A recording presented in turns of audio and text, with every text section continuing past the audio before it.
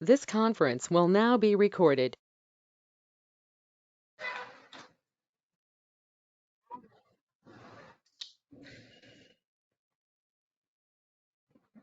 Guys, can you hear me? Yes, Ram Mahesh. and Sudhir, can you hear me? Yes, Yes, Mahesh. yes, Mahesh. Okay. Okay. So guys, today we are just moving for the structuring of our project, how to structure a real time. So let me create a new project and name it as in structuring.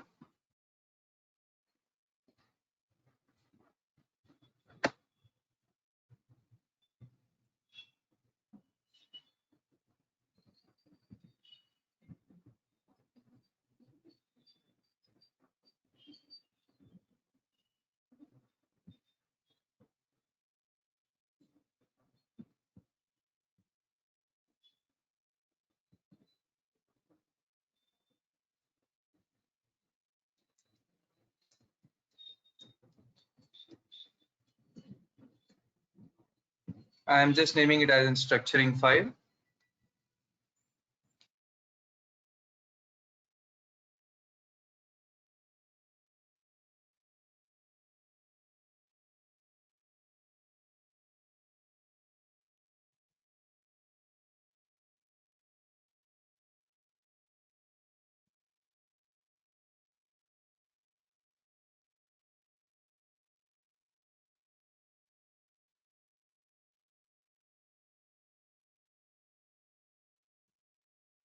So here, whenever we are just moving for the structuring of our project, so normally what we do, so let us assume that like whatever the projects we are doing now, we are configuring 5 APIs, 10 APIs in a project in that way.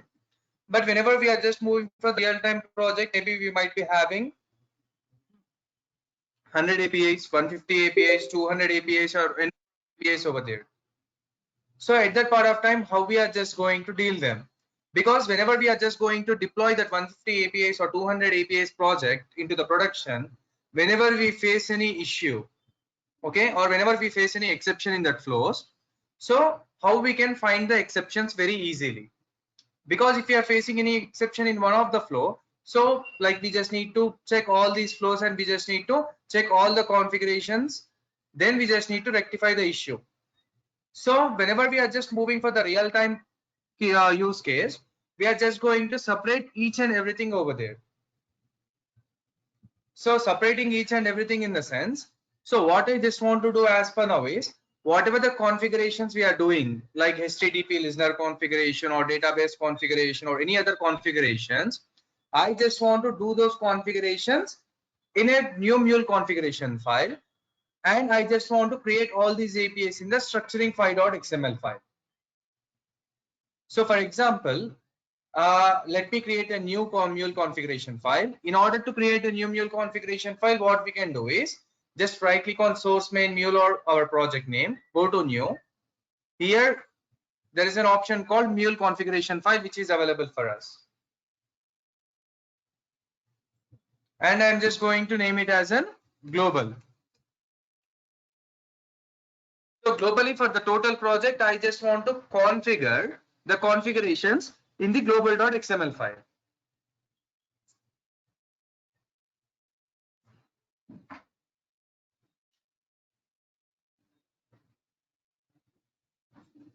So here, whenever we are just going to create any of the configurations, those configurations will be persisting under global elements, as we know. So I don't want to develop anything in this global.xml file, but I just want to configure the configurations here.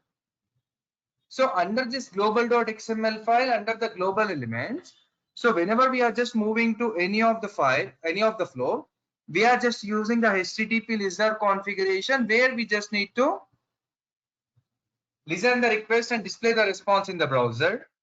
So here in this global elements, I'm just going to the create tab and I'm just moving for the HTTP listener configuration.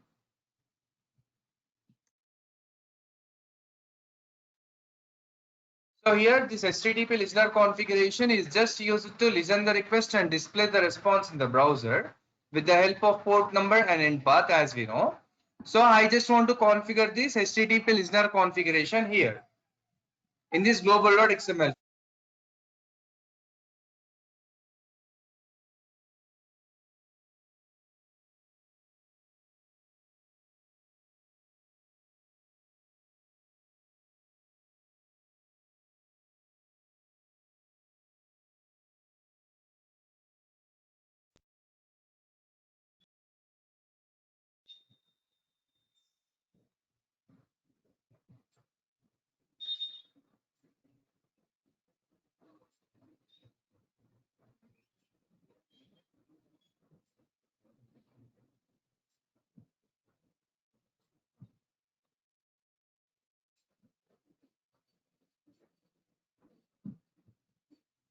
So the HTTP listener configuration had been created. I am just going to save it.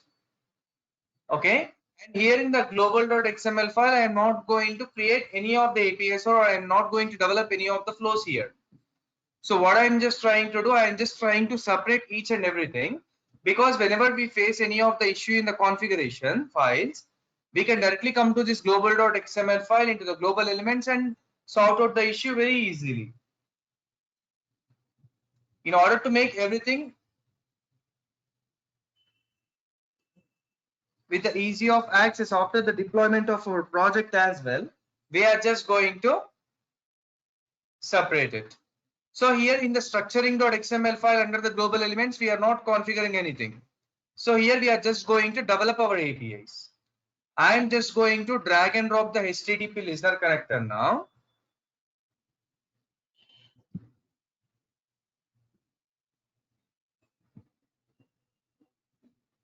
So here the configuration had been created. Now whatever the HTTP listener configuration we had created is in global.xml file in the global elements.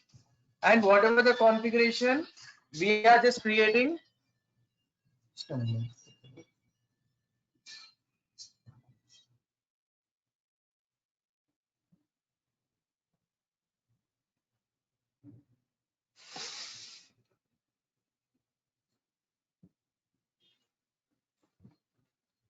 So here, whenever we are dragging and dropping the HTTP listener connector, it will throw an exception at the connector configuration. But now it is picking the connector configuration from the global.xml file from the global elements. So here the HTTP listener configuration is just used to listen the request and display the response in the browser. And if you are having any doubts, you can test your connection.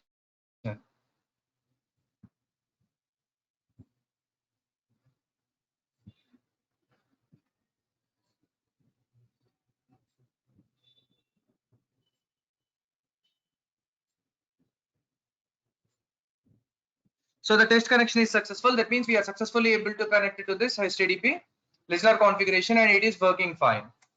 And I am just naming the end path as in /struct, since we are just seeing the structuring of our project.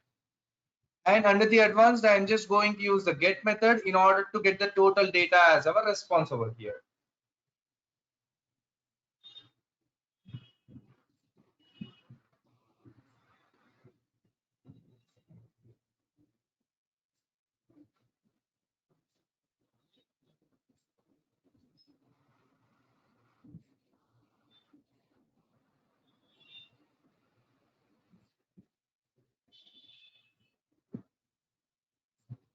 So here, let me drag and drop the set payload connector and configure a normal message in it like response or something. And since we know that it would be considering in the Java format if we are giving any message in the Mule expression language in any of the connector. So I had changed the MIME type to application JSON format. And I'm just using the logger at the end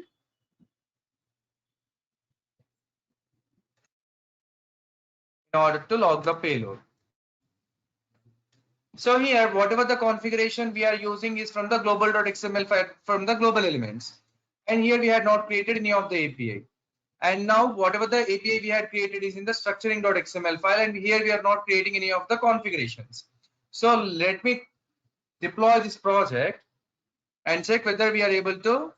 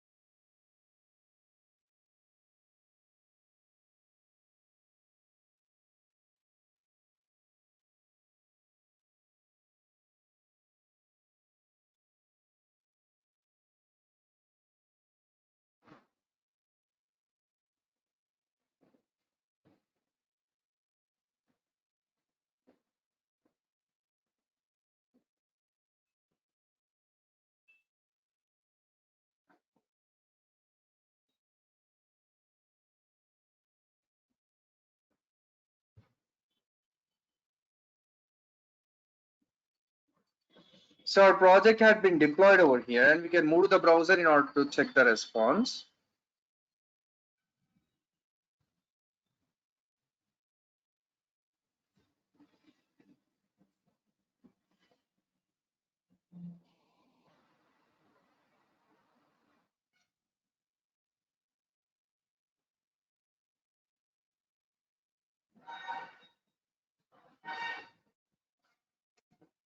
Localhost colon 8081/truck is our end path. So we are able to get this response as response over here.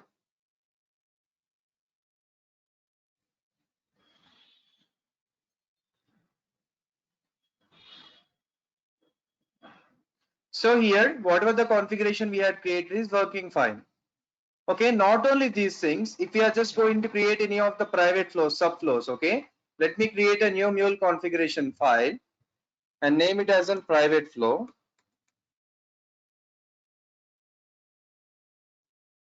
Sorry, let me rename it.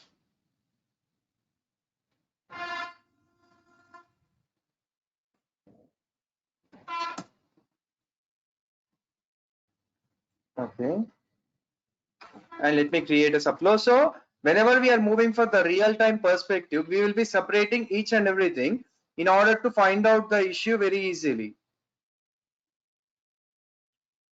Just for easy of access in a simple way.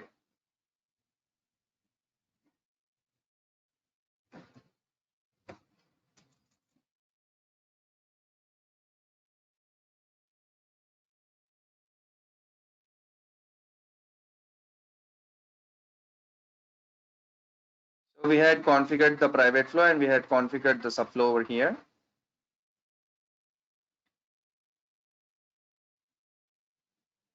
So now under the private flow, what I'm just going to do is I'm just going to create it. So whenever we are facing any of the issue, okay, in the private flow, it will display in the logs like we are facing an issue in the private flow. Then we can directly come to this private flow mule configuration file and sort out the issue over here. Or else if it is showing any issue in the subflow, we can directly come to the subflow and sort out the issue very easily.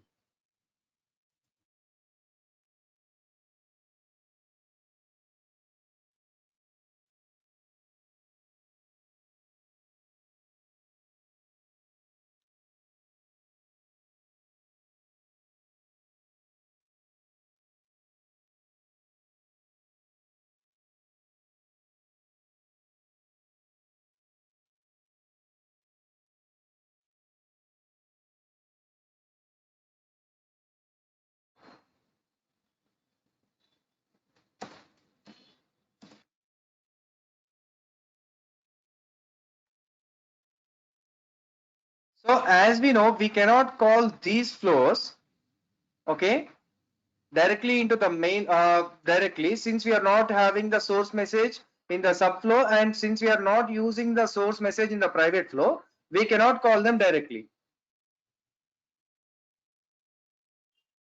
So I am just going to drag and drop the flow reference connector here.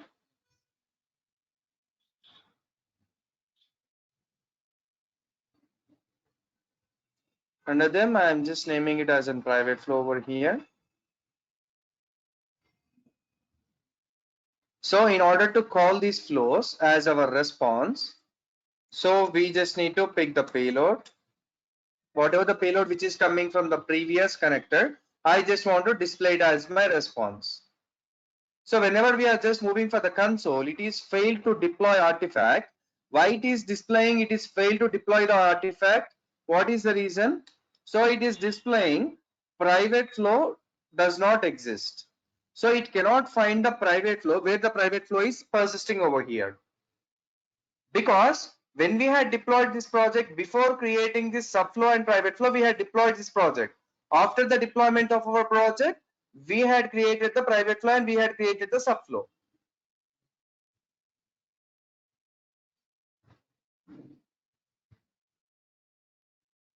Okay.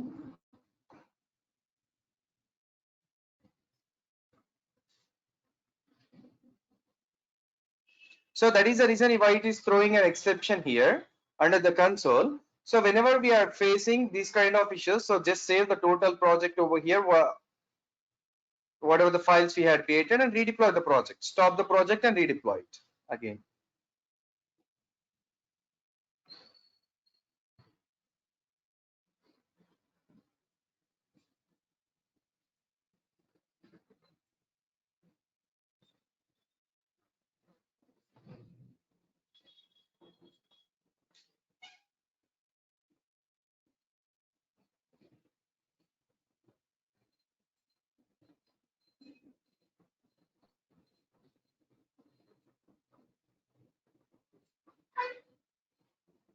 So wrapper had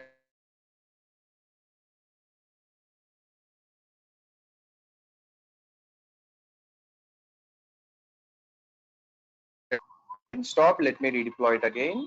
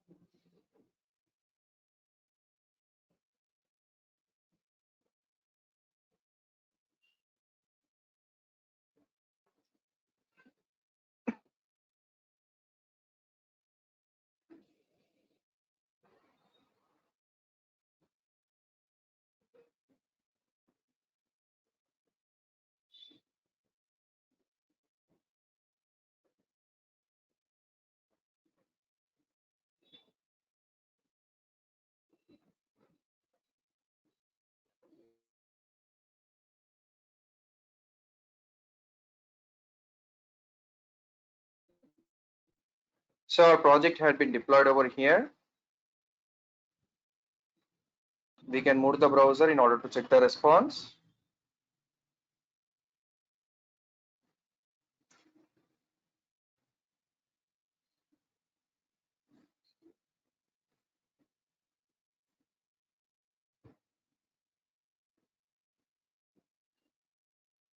So we had just got the private flow as our response over here.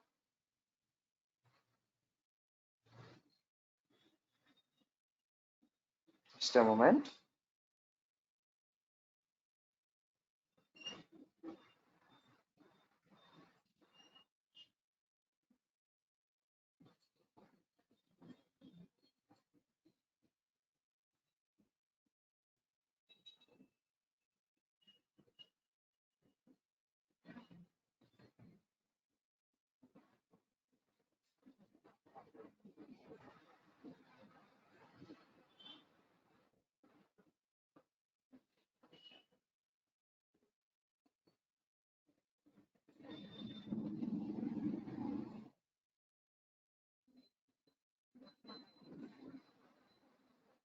Can you hear me? Ram and Ram, can you hear me now?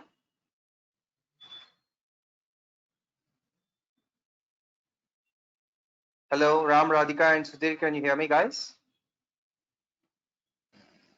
Yes, I Mahesh, I'm in. yes, of course. Okay, okay. I guess Ram is facing some issues. So we just got this private flow as our response over here. So in the next part, since you're having the subflow, I'm just going to call the flow reference connector here.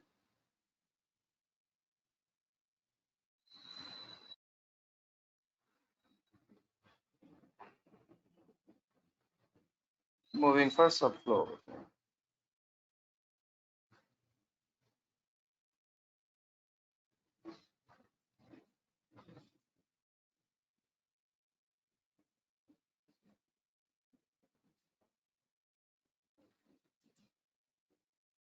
Now the subflow is displayed as our response. And exactly in the same way, if you are just using any of the database configurations or connections, okay? So if I just want to connect to any of the database, this also I am just going to separate it. So here I just want to configure the database configuration. I'm just dragging and dropping the HTTP listener connector. and naming it as an /db as our endpath.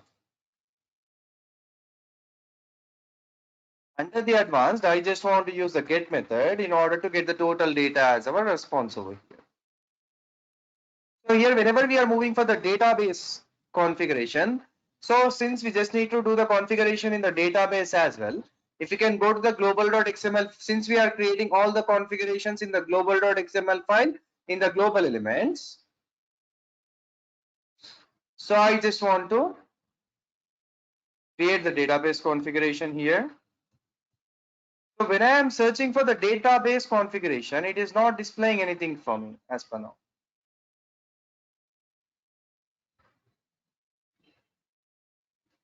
So whenever it is not displaying anything for us, so since we are not using the database connector here, that is the reason sometimes it will not display the configurations for us.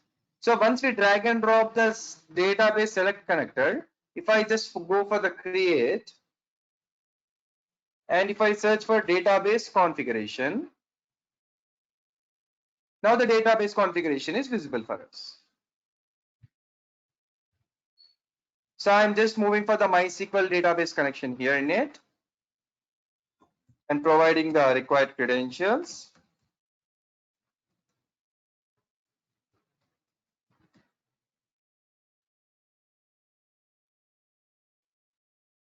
So here what we are doing, we are separating each and everything where we are just going for the real-time perspective.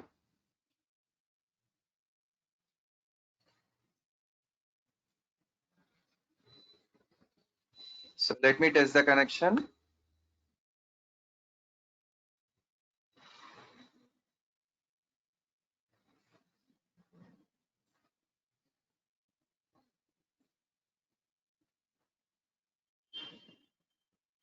The test connection is successful.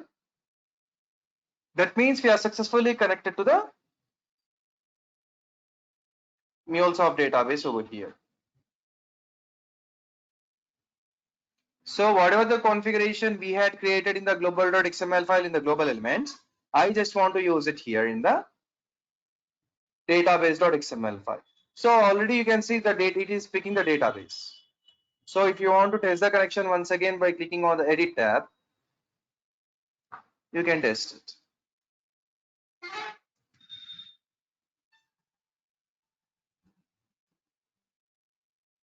Here the test connection is successful. Okay. So I am just writing an query over here like select star from American.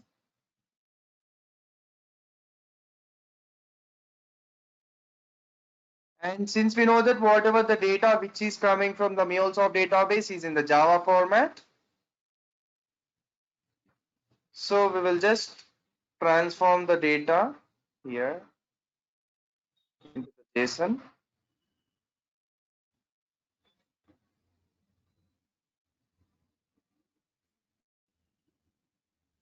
So whatever the payload which is coming from the MuleSoft database,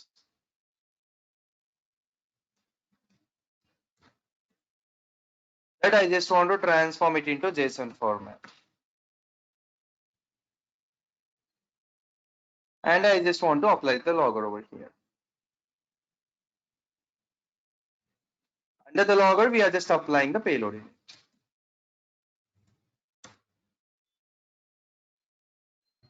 So here, now this database.xml file is also not considered in the deployment options as per now, as you can check. Okay, if we type db, since we had created the database.xml file, see here, the site can't be reached. Because we had created this database.xml file after deploying this structuring file.xml file. So in order to consider this database.xml file into the deployment options, we just need to redeploy it. We had stopped it. And I'm just going to deploy this project.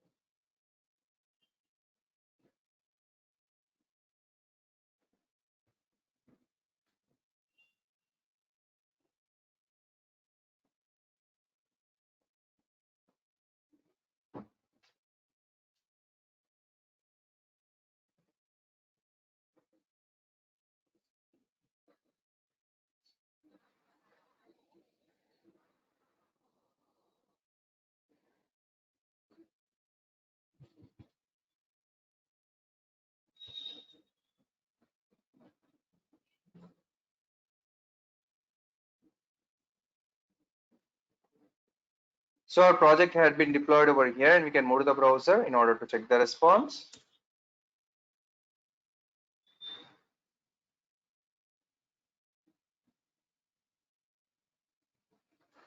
We are able to get this data as our response over here. Okay, so now the flow is working fine. So whatever the configuration we had done here, we had provided the direct credentials in it. So what if I just want to call these credentials dynamically as well? Okay, so in order to call these credentials dynamically, we just need to create a properties file. I am just going to create a new file, just going for a file, and I am just naming it as a dev.properties. So in order to create any of the properties file, the dot properties extension is very important. Okay, whatever the name you give here, but the dot properties extension is very important at the end in order to consider it as a properties file. So here, instead of the actual credentials, I just want to give the fake credentials over here. Like instead of MUDB, I just want to give it as a db.host equals to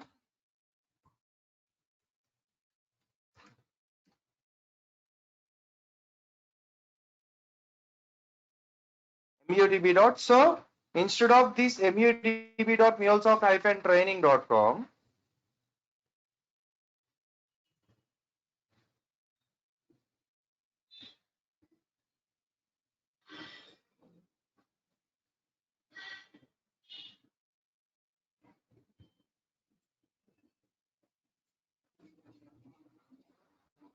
just a moment, guys.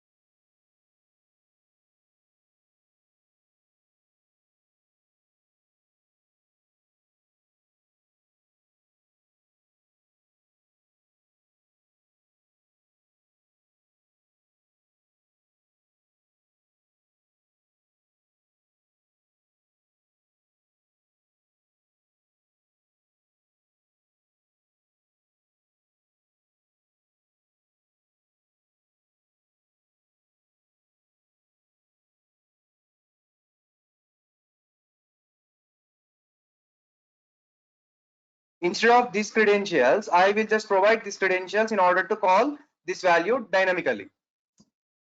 So here, if I'm just naming it as a db.port equals to 3306, db.user equals to mule, db.password. Password I'm just naming it as a pwd, mule, and db.database equals to training.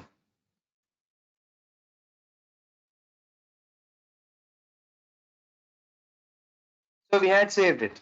So instead of the actual credentials, I just want to create the dynamical credentials over here, because if there are any of the credential changes or if you are facing any issues, so we can directly come to this dev.properties file and change it. Okay, or sort out the issue very easily. So here, in order to consider this dev.properties file as a real properties file, we just need to go for global configuration and configuration properties. So here, since we are having the properties file in our project itself, so it will be able to pick it if we provide the name dev.properties. So now this dev.properties file is considered as a properties file in our project. So in order to call any of the value dynamically, we are just using dollar and the curly braces. So instead of mudb.mulesoft-training.com, we are just naming it as an db.host.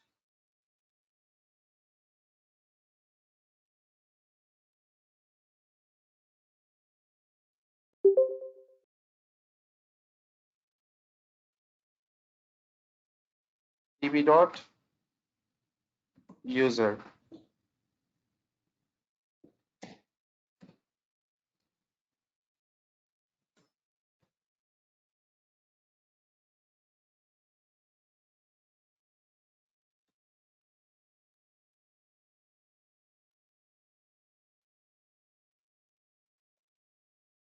So now I just want to test my connection, whether it is able to pick the values from the dev.properties file or not.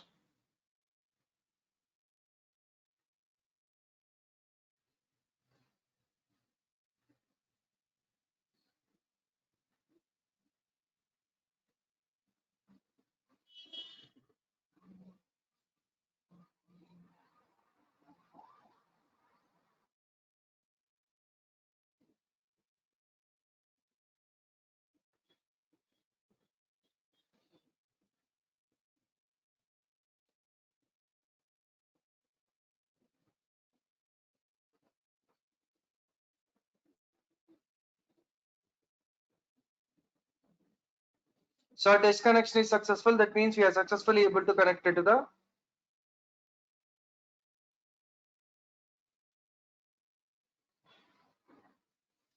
MuleSoft database here. So it is able to pick the values from the dev.properties file. And we can click on OK and save it. Our project will get deployed over here, redeployed again.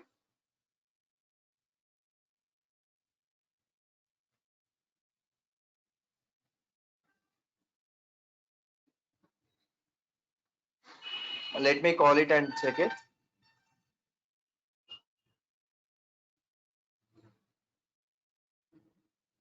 Yes, this is working fine. So not only these things, okay, if you want to configure the HTTP port number dynamically, HTTP dot port equals to 8081. Save it. Okay, and under the global.xml file in the global elements,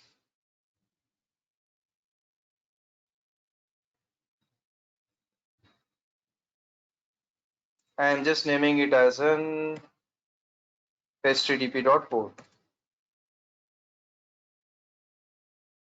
And I'm just clicking on OK, save it. It will be redeployed again.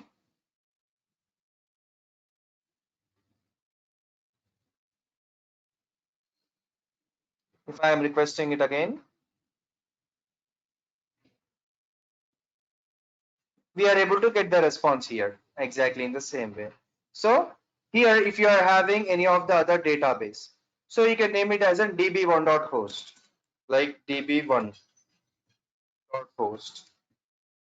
So you can give a number of credentials. If you're having Salesforce, sfdc.properties file, you can create a number of properties files over here. Okay. Any doubts in it? Radhika, Sudhir, Ram? No, Mahesh.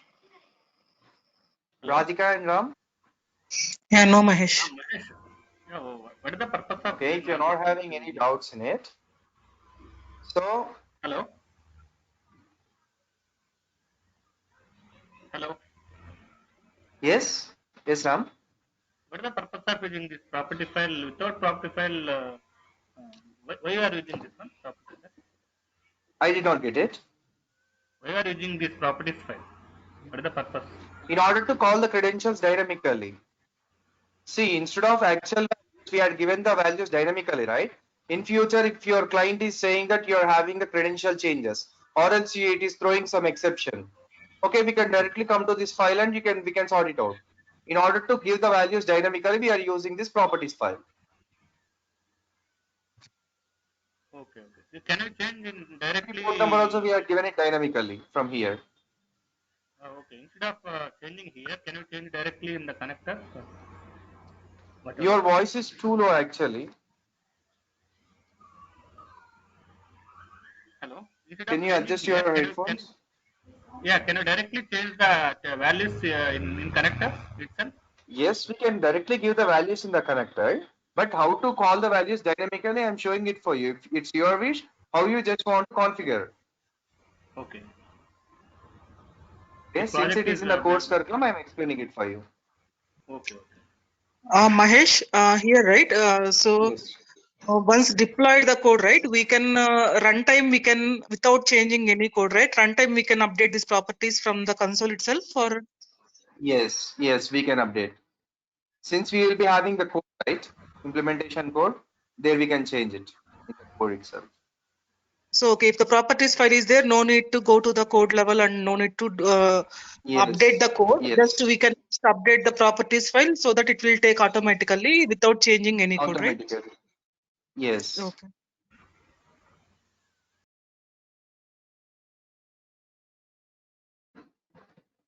So guys,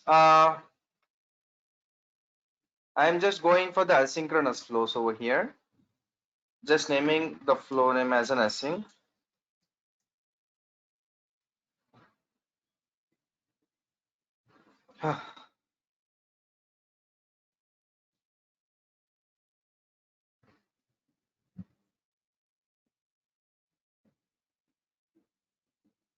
Just a moment, please.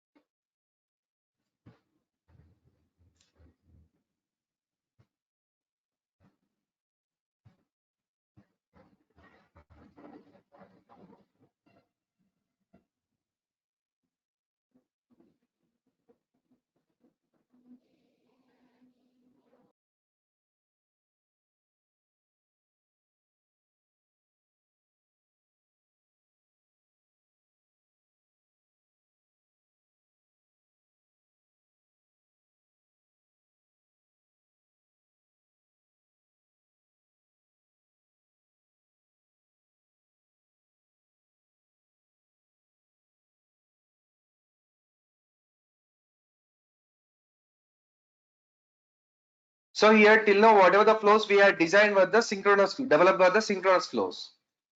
So what synchronous flows are nothing but where it will perform the operations parallelly.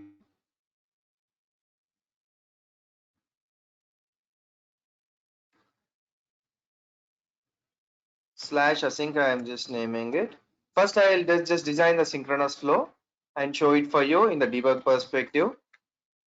Then I'll just show it in the asynchronous way. So here I am not going to configure, I am just going to configure just the loggers. This logger, I am just naming it as an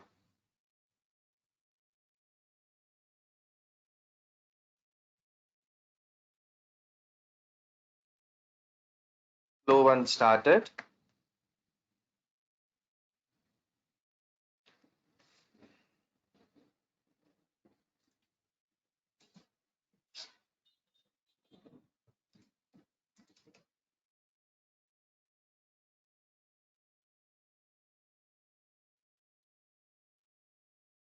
Flow 1 completed. So I'm just configuring a private flow here. Flow 2 started.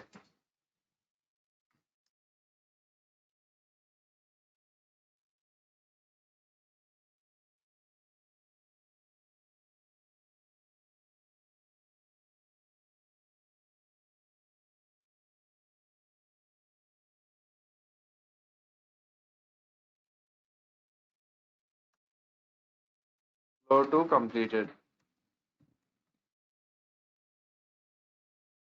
Okay, in between I am just calling this private flow here.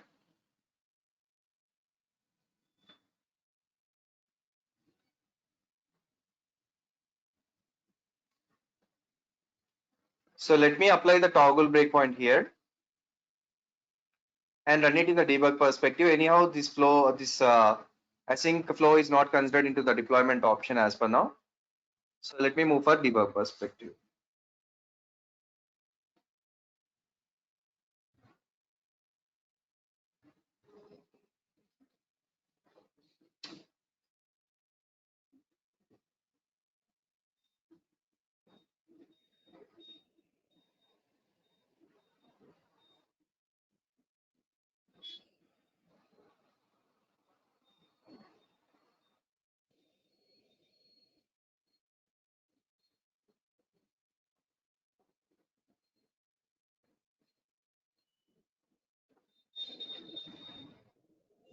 Okay, wrapper had been shut down. Okay.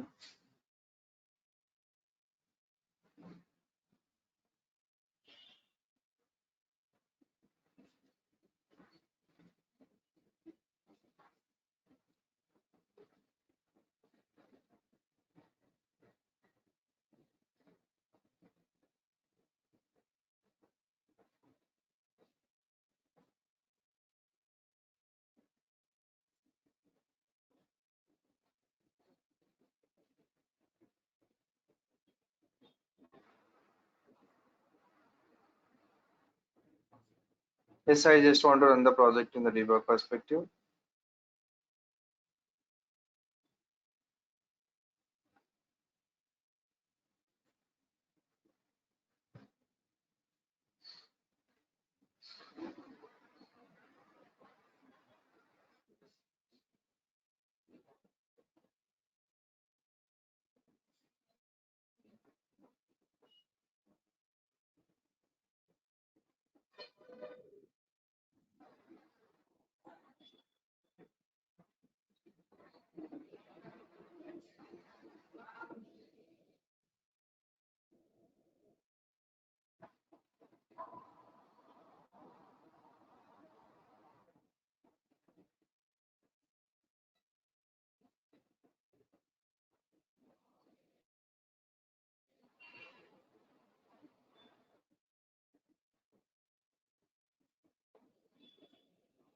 So our project had been deployed over here.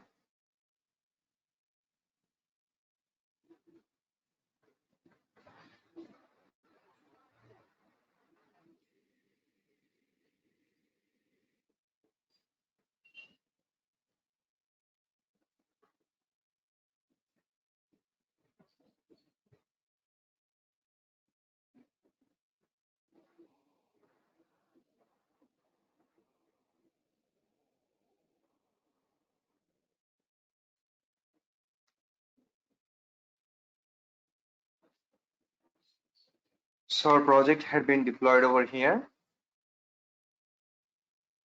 And we just need to request it in order to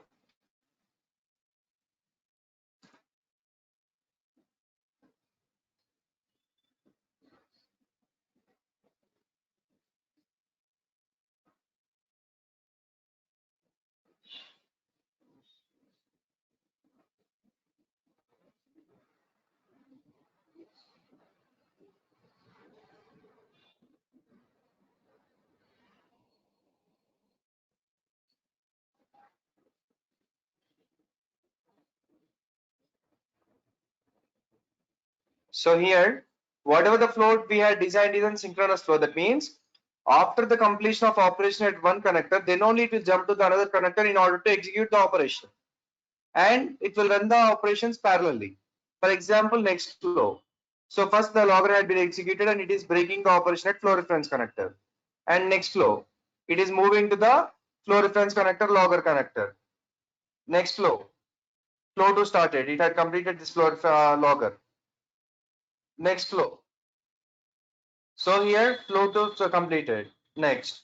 So here the operations were running parallelly. But the asynchronous flow is nothing but where we are applying the asynchronous scope.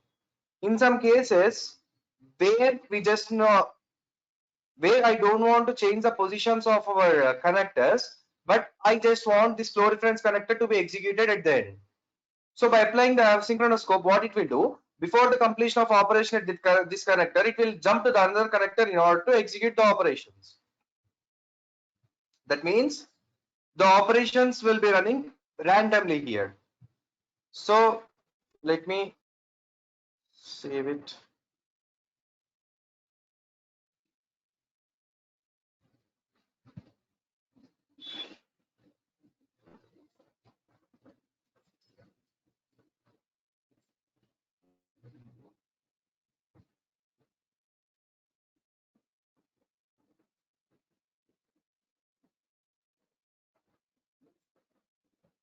So if I am requesting it again, yes, I just want to run this project in the debug perspective. So here, flow 1 started. So it is breaking the operation at async. So it had not completed the operation at this flow reference connector. It is jumping to the logger connector. Okay. So before the completion of operation at one connector, it is jumping to the another connector in order to execute the operation. So this we are calling it as an asynchronous flow. And here flow 1 completed. Then it is moving to the flow reference connector in order to execute the operation. So here the operations were running randomly. Okay. Flow 2 started, flow 2 completed. So here, this is what the difference between the synchronous flow and asynchronous flow over here. So any doubts in it for anyone? Sudhir, Radhika and Ram?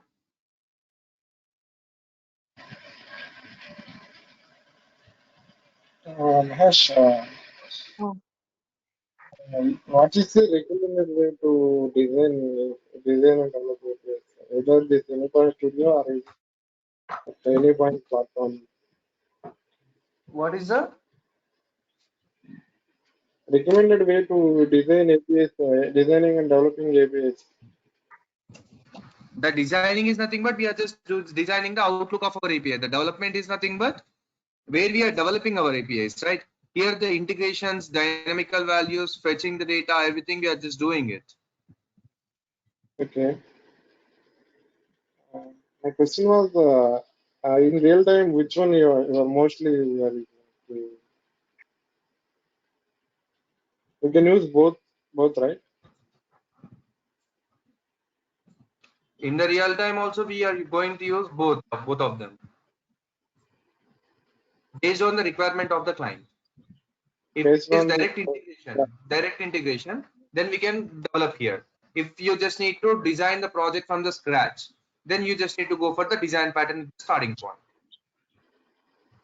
Okay, Mahesh. Mahesh, one more doubt here. Asynchronous Okay. call, for example, asynchronous call, we don't know, right?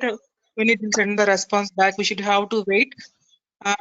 So what is the correlation between this calling integration and call integration? So how it will recognize Nothing, the see, most of the times we'll be using the synchronous flows itself.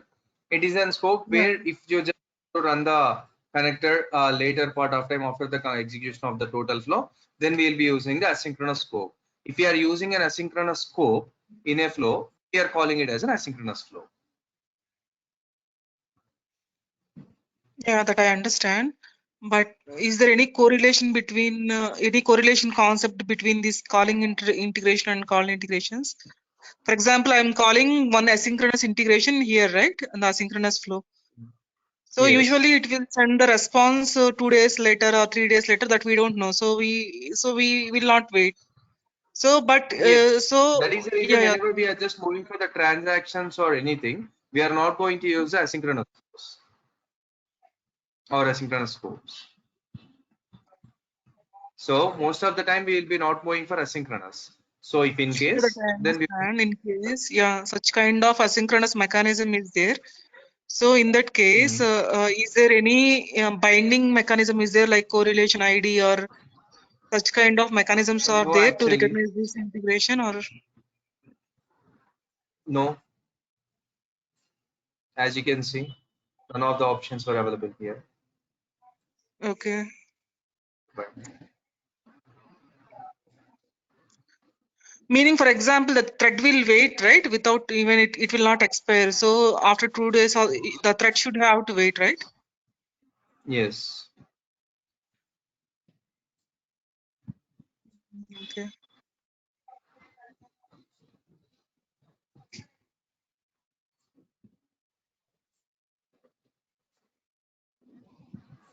Okay, Mahesh.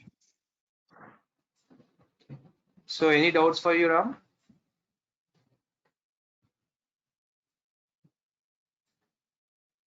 Oh, no, Mahesh, no.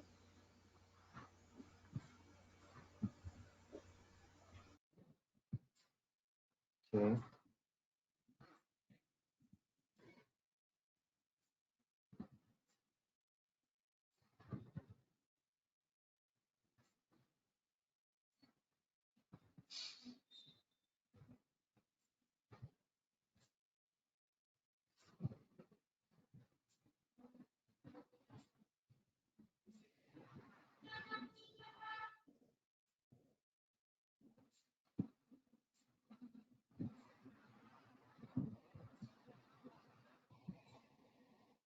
So guys, if you're not having any doubts,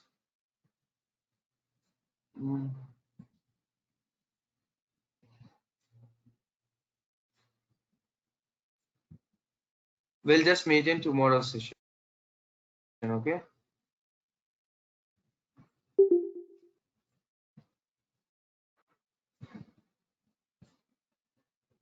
Bye guys. Thank you.